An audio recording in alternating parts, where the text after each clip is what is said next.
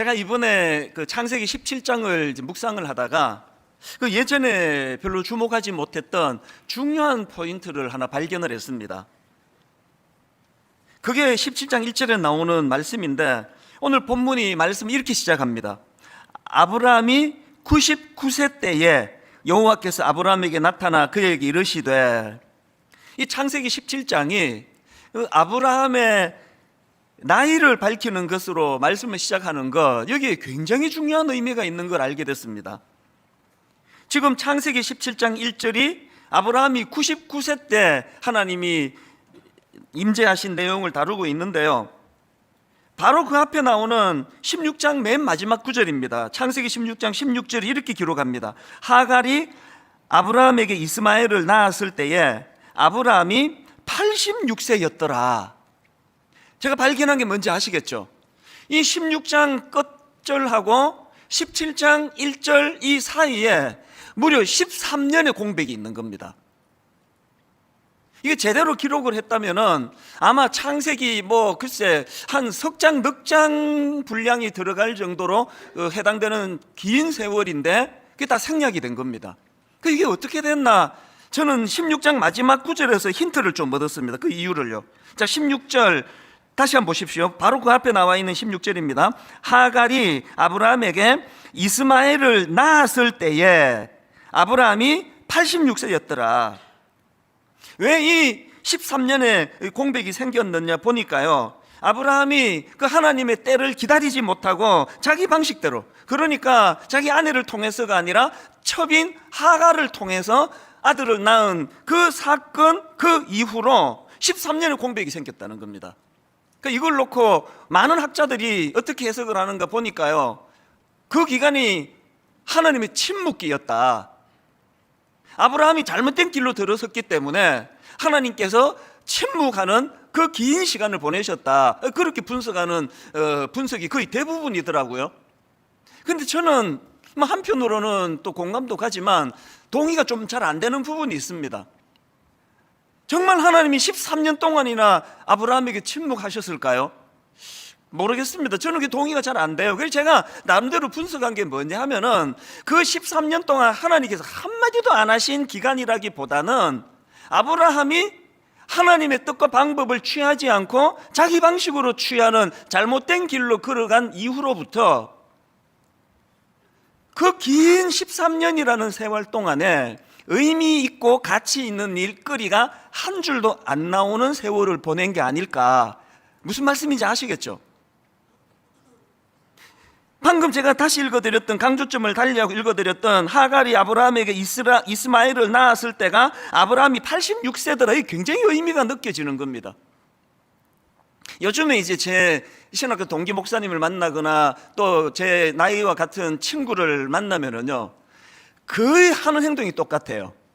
오랜만에 만나면 꼭 그 스마트폰을 꺼내가지고 한참을 또 찾아요. 그리고는 내 손자다. 그러면 그걸 보여줘요. 어떤 사람은 동영상까지 보여줘요. 그리고 계속 강요합니다. 이쁘지, 이쁘지. 지금 아브라함이요, 86세의 나이에 손자를 본 게 아니에요. 아들이에요, 아들. 이걸로 제가 그냥 추측을 하는 거예요. 하나님이 진짜 13년 동안 한마디도 안 하시고 침묵하셨는지, 아니면은 그 아브라함이 엉뚱한 길로 들어가서 무가치한 세월을 보내가지고 의미 있는 기록이 한 줄도 안 나오는 세월을 보냈는지 아무도 모릅니다. 하나님만 아세요. 그런데 저는 이 말씀을 묵상을 하면서 그가 기록할 게 별로 없는 무의미한 허송 세월을 보냈는지 어떤지 모르지만, 저는 이 본문을 통해서 한 가지 확실히 아는 거, 아브라함은 그 기간 동안에 하나님께서 주신 꿈을 향해 나가지 못하고 현실에 주저앉아 있는 13년의 세월을 보냈다. 이건 제 마음으로 이거 확실하게 느껴지는 분석이라 생각을 합니다. 그래서 제가 이런 관점으로 창세기 17장을 제가 묵상하다가 보니까 노래 하나가 툭 이렇게 맴돌게 되는 겁니다. 예전에 우리 그 특세 때 제가 한번 소개해드린 노래인데요, 제목이 꿈꾸지 않으면 사는 게 아니라고. 이게 대안학교인, 중고등학교 대안학교인 간디학교 그 교가로 알려진 노래입니다. 가사가 이렇습니다. 꿈꾸지 않으면 사는 게 아니라고 별해는 마음으로 없는 길 가려네. 아마 그 기억나는 분이 계실 거예요. 가사가 대략 이렇습니다. 꿈꾸지 않으면 사는 게 아니라고 별해는 마음으로 없는 길 가려네. 사랑하지 않으면 사는 게 아니라고 설레는 마음으로 낯선 길 가려 하네. 이 꼭 아브라함을 두고 만든 노랫말 같이 느껴지는 겁니다. 하나님께서 그 하늘의 무뼈를 보여주시고 그리고 걸어가보지 못한 새로운 길을 제시해 주는 게 그 아브라함처럼 느껴지는데요. 그 다음 가사도 보십시오. 아름다운 꿈 꾸며 사랑하는 우리. 또 나오네요. 아무도 가지 않는 길 가는 우리들, 누구도 꿈꾸지 못한 우리들의 세상 만들어가네. 그리고 그 다음 가사가 참 와닿습니다. 배운다는 건 꿈을 꾸는 것, 가르친다는 건 희망을 노래하는 것. 우린 알고 있네, 우린 알고 있네. 배운다는 건, 가르친다는 건 희망을 노래하는 것. 제가 왜 이 노랫말이 불쑥 떠올랐을까요? 지금 아브라함의 잃어버린 13년은요, 하나님의 뜻을 기다리지 못하고 견디지 못해서 그 첩을 통해서 아들을 낳는 그 순간서부터 다른 건 모르겠습니다. 하나님이 그에게 창세기 12장에서 주셨던 그 놀라운 꿈, 이 발전이 없는 기간이었다는 건 확실하다고 생각합니다. 그런가 하면은 이 아브라함의 잃어버린 13년의 세월을 묵상하다가 떠오른 게 하나 더 있는데요. 제가 이제 여러 그 참고 책들을 뒤지다가 발견한 재미난 이야기예요. 어떤 낚시꾼이 있었는데요. 행동이 좀 이상한 거예요. 보통 그 낚시 좋아하는 분 아니라도 뭐 그거 다 알 건데요. 이제 낚시를 해가지고 큰 고기가 잡히면 막 좋아가지고 이제 자기 갖고 가고요. 이런 어린 새끼 고기나 작은 물고기가 잡히면 주로 이제 바다로 도로 던져주지 않습니까? 그런데 이 낚시꾼은 반대인 거예요. 큰 고기가 잡히면 다 돌려주고요. 다 바다로 던져버리고, 요 작은 고기가 잡히면 막 그렇게 좋아가지고 그거를 이제 자기가 그거를 따로 이제 담아서 이제 갖고 가서 요리해 먹어야지 그러는 거예요. 이게 너무 독특해서 옆에 있던 낚시꾼이 물었답니다. 아니 보통은 큰 거 잡으면 조용하고 가져가고 작은 고기는 다 풀어주는데 당신은 어떻게 큰 건 다 풀어주고 작은 것만 그렇게 좋아하느냐. 그랬더니 이 낚시꾼의 이야기가 진짜 웃겨요. 뭐라고 말했는지 아십니까? 아, 그거는 우리 집에 후라이팬이 10인치짜리밖에 없어서 그렇대요. 큰 거는 안 당긴다는 거. 글쎄 그 좀 뭐 웃기려고 만든 이야기 같긴 한데요. 근데 이게 저는 본문의 아브라함의 잃어버린 13년을 보면서 계속 이 10인치짜리 작은 후라이팬을 가진 낚시꾼 생각이 나는 겁니다. 왜 생각이 났을까요? 아브라함이 갖고 있는 생각의 폭이 너무 좁기 때문에 하나님의 광대하신, 하나님의 크신 그 꿈이 담기지가 않는 거예요. 그게 못 기다리는 거죠. 여러분, 이게 혹시 우리 아닙니까? 여러분, 지난 13년은 한번 되돌아가 보세요. 몇 살 때 일입니까? 13년 전이면 그러면 이게 언제적 일입니까? 혹시 여러분 지난 13년의 세월을 보내고 나서 하나님 앞에 의미 있는 글 한 줄이 나오지 않은 세월을 보낸 분 계세요? 그거 정말 그거 당황스러운 일 아닙니까?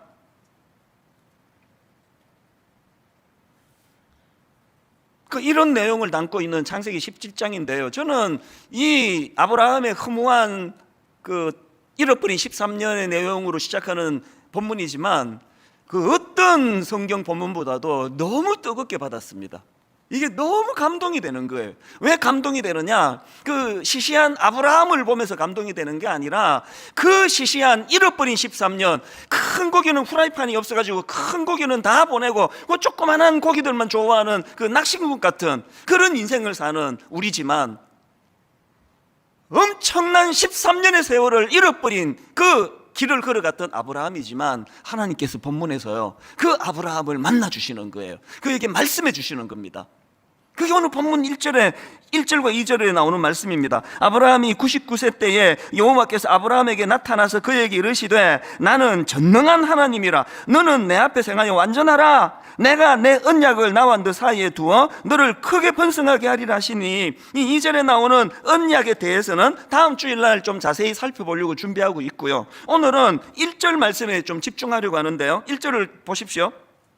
아브라함이 99세 때에 여호와께서 아브라함에게 나타나서 그에게 이르시되 너무나 중요한 한 가지 깨달음을 우리가 1절에서 깨달아야 합니다. 여러분, 그 소모적이고 그 13년에 잃어버린 시간을 보내고 있던 아브라함의 그 허망함을 종식시키는 능력이 뭐였냐? 하나님의 임재예요. 하나님의 임재와 말씀하심이에요. 지금 뭔가 인생이 허무하고 참 꿈을 가지고 달려가고 꿈꾸지 않으면 이게 사는 게 아니라고 그런 것들이 다 사라져 버리고 계속 허무하고 답답하고 이런 시간을 보내시면요, 그 이찬수 목사가 여러분 집에 가가지고 뭐 막 세게 기도해 드린다고 혹은 막 여러분 모시고 나가 막 갈비 사드린다고 그 문제가 해결되지 않습니다. 여러분 마음의 그 침체된 마음을 회복하는 유일한 대안이 있다면 하나님의 임재를 사모하는 거예요. 그 하나님의 말씀. 지금 분당 우리 교회가 그리스도 중심의 성경 읽기에 올 한 해 올인하기로 한 이유가 여기 있습니다. 사실 여러분, 올 한 해는요 1만 성도 파송 운동이 완성되는 가슴 벅찬 해이기도 하지만 분당 우리 교회를 목양하는 단임 목사 입장에서는 올 한 해는 위기예요. 위기. 교회의 시스템이 와해가 될 상황이에요. 최근에 보고를 들어보니까 우리 순장님들 거의 대부분이 29교회로 가시기로 결정했다고. 그래서 막 그게 이제 걱정이 좀 되는, 현장에 있는 목회자들로서는 좀 걱정이 되는 이야기가 좀 있더라고요.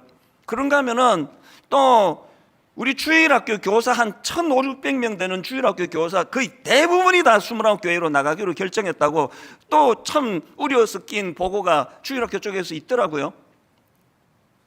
대학부 청년부 리더라 그러잖아요. 우리 교회 대학부 청년부 그 훈련된 리더들 거의 대부분이 29교회로 가기로 그렇게 결정하는 분위기라고 그 보고를 저한테 하더라고요. 그래서 여러분, 올 한 해 분당 우리 교회는요 지금까지 우리가 견지해오던 그 목회의 척추 같은 게 와해가 되는 해예요. 생각해 보세요. 우리 교회의 중심이 제자훈련 1년, 사역훈련 1년, 강도 높은 평신도 훈련을 통해서 순장을 배출하고 그 순장에 의해서 다락방이 운영이 되는 이 구조인데요, 이게 갑자기 졸속으로 세워지는 게 아니잖아요. 그래서 제 남은 목회 기간 동안 다 해도 이 제자훈련, 사역훈련을 통해 배출되는 순장에 의한 이 구조는 아마 불가능할 거라 생각합니다. 근데 순장님, 그리고 우리 주일학교 선생님, 우리 대학부 리더, 청년부 리더님, 안심하고 가세요. 걱정하지 말고 가세요. 제가 확신하는 게 있거든요.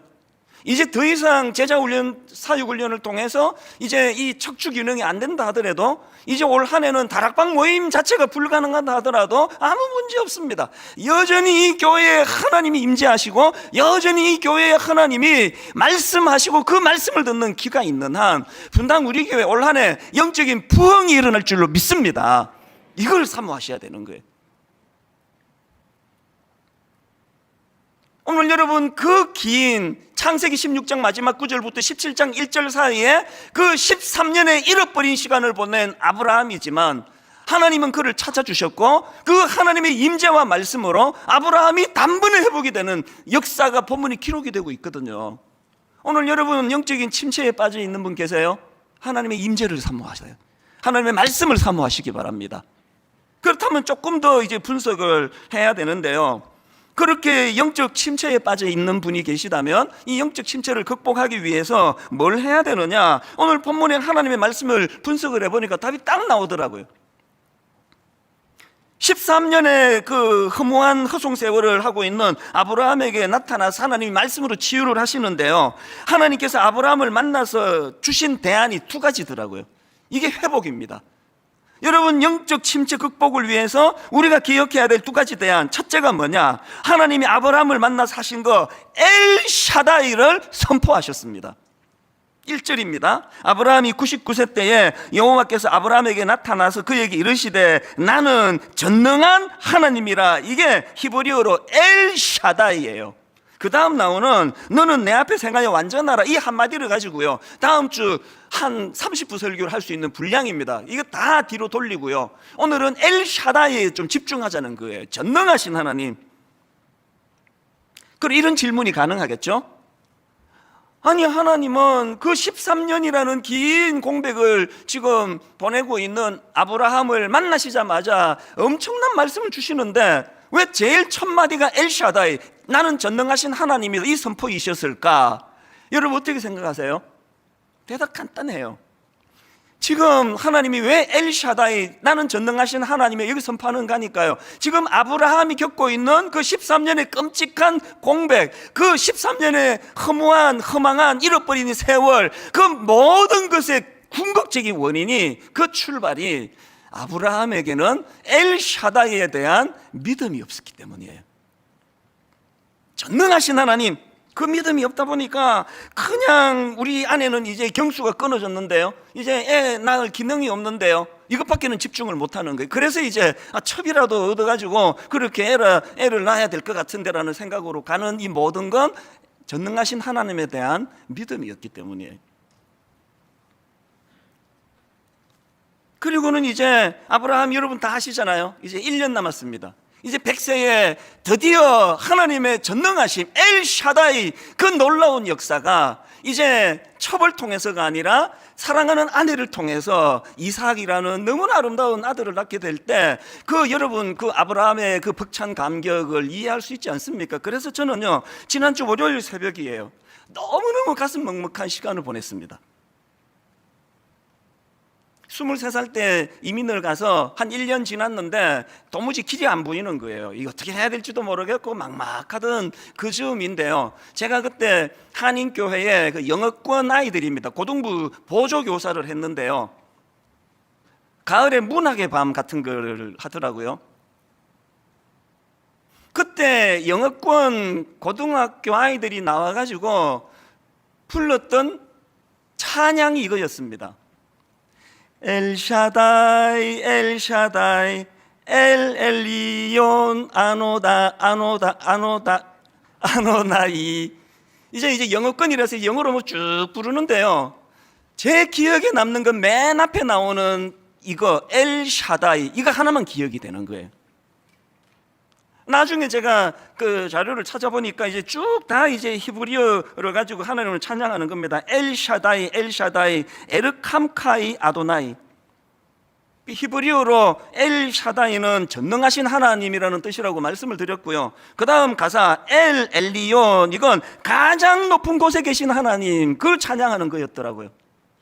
그 다음에 에르캄카나 아도나이, 아도나이는 주님, 주 이런 뜻이니까요, 에르캄카이 아도나이, 그 가사가 주님을 사랑하겠습니다, 그 가사인데요, 나중에 그 보니까 이 에르캄카이 아도나이가 시편 18편 1절에 나오는 히브리어였더라고요. 나의 힘이신 여호와여, 내가 주를 사랑하나이다. 에르캄카이 아도나이, 이 고백이 어떻게 가능했을까요? 왜 그 주님을 사랑하게 됐을까요? 전능하신 하나님 엘샤다이 하나님을 경험한 자들이 드릴 수 있는 신앙 고백이거든요. 그 월요일 새벽에 가슴이 먹먹한 그런 감격을 제가 경험했는데, 오늘 새벽에 끄끄 소리를 내며 울었습니다.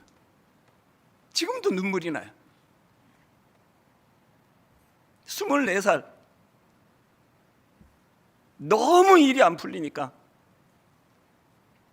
이렇게 사느니 죽는 게 낫지.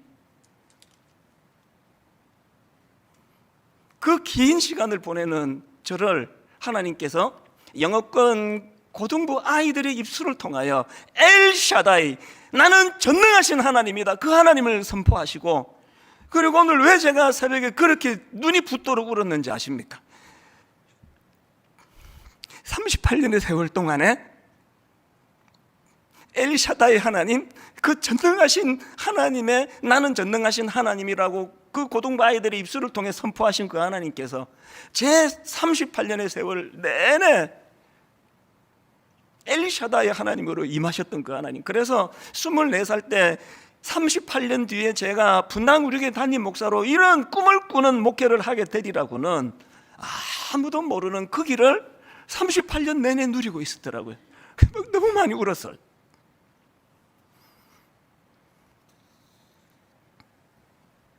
여러분 지금 많이 힘드신 거 제가 알거든요. 코로나는 잠재워지지 않고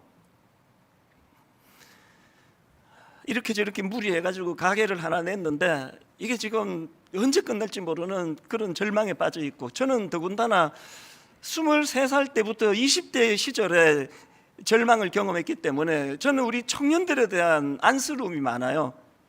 제 나이쯤 되니까요, 뭐 어려운 일 찾아오고 모함 당하고 그래도요, 이게 좀 마음에 굳은 살이 생겼어요. 어지간하면 상처 안 받습니다. 그러나 여기 우리 20대 청년들은요, 꼭 여기 부드러운 속살 같은 마음을 가지고 있어요. 이 부드러운 속살 조금만 건들면요, 얼마나 아픈지 몰라요. 우리 청년이 그런 형편이라 너무 마음이 내가 아파요.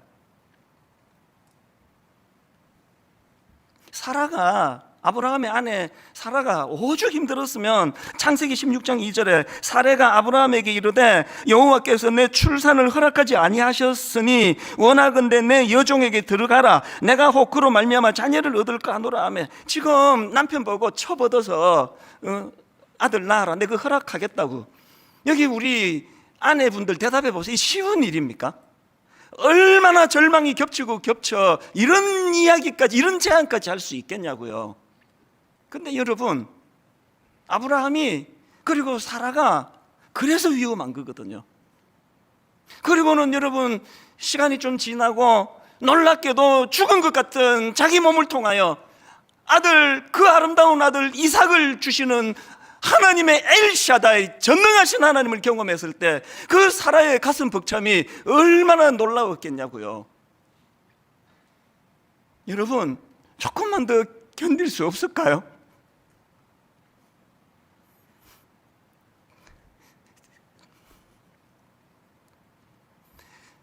저는 등산할 때 요 시기 1월 중순 영하 11도 12도, 저는요 사계절 중에서 요즘에 등산하다 만나는 겨울나무가 가장 아름답습니다. 여러 번 말씀드렸잖아요. 4월 5월에 막 무성하게 꽃을 피우는 나무도 아름답지만 저는 이 겨울나무, 나목이라 그러잖아요.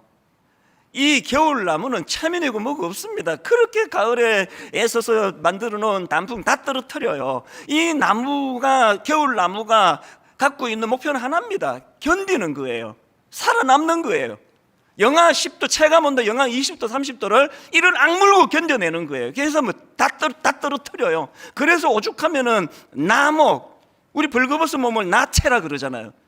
나목이라 그러죠. 지금 이 겨울나무가 견뎌내야 되는 이유가 있다면 하나입니다. 견뎌내면 봄은 반드시 온다는 거, 꽃은 반드시 핀다는 거, 이렇게 하고 끝나지 않는다는 거. 여러분, 사라도 너무 이해가 되고 첩을 통해 이스마엘을 낳는 아브라함도 너무 이해가 되지만 오늘 여러분, 주님 이름으로 부탁합니다. 조금 더 견디실 수 없을까요? 한 38년의 세월이 지나고 제가 하나님 앞에 끄끄 소리를 내면서 감격의 눈물을 흘리는 이런 일들이 여러분 자녀에게 일어난다는 확신을 언제 가질 수 있습니까? 엘샤다이에서는 전능하신 하나님, 이 믿음이 없어서 방황하는 거거든요. 그런가 하면은 두 번째로, 여러분 영적 침체 극복을 위한 두 번째 대안, 하나님이 주신 두 번째 조치가 뭐냐? 이름을 바꾸어 주십니다. 5절, 이제 후로는 너의 이름을 아브람이라 하지 아니하고 아브라함이라 하리니. 이 아브람, 이 이름은요 존귀한 아버지 혹은 높임받는 아버지, 이런 뜻이고요. 아브라함, 이 이름은요 무리의 아버지 혹은 열국, 열방, 그러니까 여러 민족의 아버지라는 뜻입니다. 13년의 공백기를 겪고 있는 아브라함에게 하나님은 왜 이름을 바꾸어 주셨을까요? 저는 여기에 두 가지 의미가 있다고 생각을 합니다. 첫 번째, 이건 스케일의 문제예요. 제가 다른 용어가, 단어가 떠오르지 않아 가지고 이게 괜찮은 거예요. 사전을 검색해 봤더니 정식 우리말이던데요. 스케일, 이거 국어사전을 보니까 인물의 도량, 그리고 일이나 계획 따위의 틀이나 범위, 이걸 스케일이라 그러더라고요. 그러니까 우리 집에 후라이팬이 10인치짜리 밖에 없어서 큰 고기는 못 담는다, 그게 그 낚시꾼의 스케일이에요. 하나님이 왜 이름을 바꾸어 주셨느냐? 성경에 보니까 하나님이 직접 그 이유를 설명하고 계십니다. 본문 3절 4절입니다. 아브라함이 엎드렸더니 하나님이 또 그에게 말씀하여 이르시되 보라, 내 언약이 너와 함께 있으니 너는 여러 민족의 아버지가 될지라. 그리고는 5절에서 이제 후로는 너의 이름을 아브라함이라 하지 아니하고 아브라함이라 하리니 이는 내가 너를 여러 민족의 아버지가 되게 함이니라. 이름을 왜 바꾸셨다고요? 한 가정에서 자식들에게 존경받고 인정받는 아버지로 사는 것도 귀한 일이지만 스케일을 넓혀라는 거예요. 열국의 아비가 되라는 겁니다. 창세기 12장에서도 하나님이 주시잖아요. 너는 복이 될지라. 스케일의 문제예요. 저는요, 여러 번 말씀드렸지만 저는 우리 집에 세 아이, 아들 하나, 딸 둘, 난 진짜 얘들에게 좋은 아빠가 되고 싶습니다.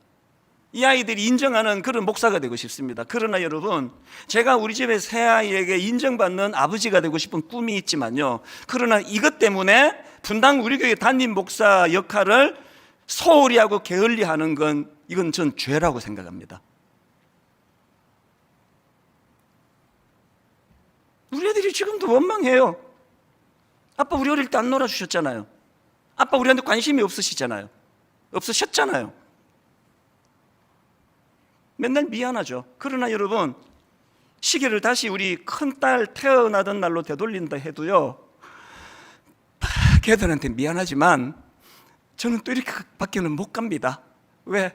제가 분당구의 담임 목사잖아요. 스케일을 넓히는 거예요. 우리 아이들에게 존경받는 그런 아빠가 되는 것도 가치가 있지만 열방의 아비가 되기를 원하시는 그 하나님, 고기 잡던 베드로를 부르시고는 마가복음 1장 17절입니다. 예수께서 이르시되 나를 따라오라. 내가 너희로 사람을 낚는 어부가 되게 하리라. 시편 82편 10절. 나는 너를 애굽 땅에서 인도하여 낸 여호와 내 하나님이니. 이거 똑같은 원리잖아요. 하나님이 지금 당신을 왜 앞에다 이렇게 소개합니까? 엘샤다의 하나님이라는 거 아닙니까? 나는 너를 애굽 땅에서 인도하여 낸 여호와 너의 하나님이니 너의 입을 크게 열라. 내가 채우리라. 여러분, 저와 여러분이 이 삶의 생각의 믿음의 스케일이 좀 커지기를 원합니다.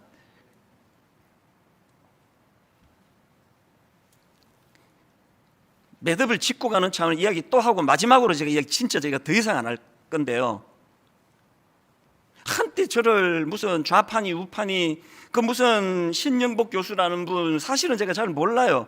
그분의 책 제목을 보고 그날 설교랑 연관해서 와, 제목 잘 뽑았다, 참 이런 분 내가 존경한다, 내가 잘못한 거죠. 과장했거든요. 근데 여러분, 그 오래전에 설교 다 뒤져가지고 뭘 실수했는지 잡아내가지고 이걸 갖고 좌파니 우파니 그렇게 올가미를 씌우는 그거, 저는 그런 목사님이 계시고 그런 크리스찬이 계시다면 악하다기보다 스케일이 작은 거예요. 우리끼리 그렇게 맨날 싸우고 정죄하고 그래서 되겠습니까? 제가 그 분노했던 거는 그런 악한 뉴스 때문에, 거짓된 뉴스 때문에 할머니 권사님이 이찬수 목사라는 사람이 좌파라며 그 사람 설교 안 들어. 저는요, 그 할머니한테 가서 무릎을 꿇고 싶어요. 저 그런 사람 아니라고. 지금 여러분, 좌파가 옳다 우파가 옳다 이런 얘기 하는 거 아닙니다. 저는 모든 그리스도인들이 이런 것에 선입견 갖지 않고 복음을 받게 되기를 원합니다. 모든 성도들이 저에 대하여 어떤 선입견 없이 전하는 복음에만. 여러분 아시잖아요. 강단에서 정치 얘기 죽어도 안 하는 거. 좌파면 어떻고 우파면 어떻습니까? 이 자리는 그런 정치하는 자리가 아니에요. 정치는 정치판에 가서 하세요. 이 자리는 하나님이 전해지는, 하나님의 임재가 선포되는 자리입니다. 스케일을 넓혀야 돼요. 저는 이번에 1만 성도 파송운동 29교회로 나누는 과정에서 우리 노회 임원분들 또 노회 어른들 진심으로 존경하게 됐습니다. 29개 목사님 다 우리 교단 목사님들 아닌 건 아시죠? 그거 연연하지 않고 정말 하나님 앞에 중심이 바른 29분을 청빙을 했더니 그 중에는 우리 교단이 아닌 목사님도 있습니다. 그러면요, 노회에서 이게 보통 문제가 아니에요. 아니 지금 우리 교단의 목사들도 교회 자리가 없어가지고 어려운데 왜 타 교단 목사를 부르느냐고, 이게 보통 문제가 아니에요. 제가 한번 가서 설명을 드렸습니다. 1만 성도 파송 운동은 한국 교회를 섬기자고 한 일입니다. 그런데 우리 교단의 목사님들만 세우면 그게 어떻게 한국 교회를 위하는 일이겠습니까? 눈물 나게도 그걸 다 수용해 주셨어요. 여러분, 이제 어떤 교회 어떤 게 안 밝힙니다. 궁금해하지 마시고요. 거기에 해당되는 교회들은 이제 그 성도들이 공동의회나 절차를 통해 추인하는 것은 법적으로 필요하다고 생각합니다. 그러나 부탁합니다. 어느 교단, 어디 출신, 이런 것보다 더 소중한 것은 그 종의 하나님 앞에서의 신실함이에요. 스케일을 넓히셔야 돼요. 그런가 하면 두 번째로, 하나님께서 왜 이름을 바꾸어 주셨느냐, 이건 하나님의 꿈의 문제라고 생각을 합니다. 창세기 17장 4절을 보십시오. 보라, 내 언약이 너와 함께 있으니 너는 여러 민족의 아버지가 될지라. 맨 처음에 창세기 12장 3절, 땅의 모든 족속이 너로 말미암아 복을 얻을 것이라 신지라. 이게 아브라함 아닙니까? 왜 이름을 바꾸셨다고요? 하나님의 꿈을 주시기 원한 거예요. 어느 교단이냐 너무너무 중요하지만 어느 교단이냐보다 더 중요한 것은 하나님의 꿈이에요. 열방이 구원받기를 원하시는, 열방의 아비가 되기를 원하시는,